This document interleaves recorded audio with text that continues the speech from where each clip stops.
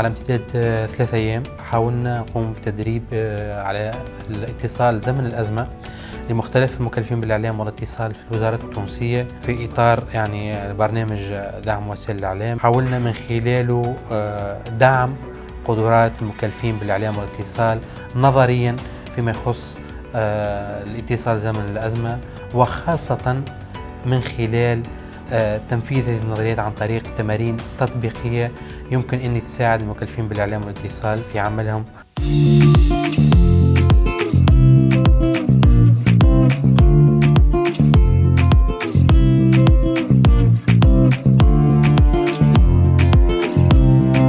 On a commencé avec les expériences vécues. Oui, ça c'est la première chose, qu'ils décrivent quelles crises ils ont déjà vécues, quelles expériences ils ont fait. On regarde ensemble des mauvais et des bons exemples.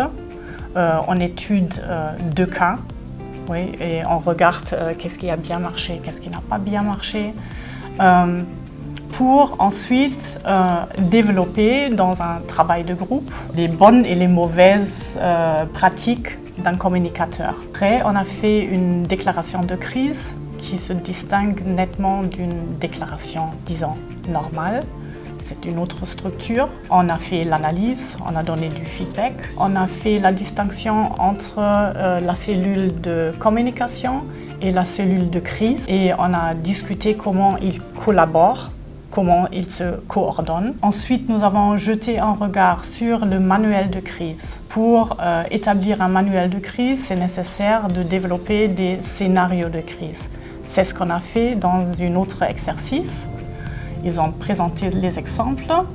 Et finalement, le dernier jour, nous avons fait 2 conférences de presse sur un même sujet.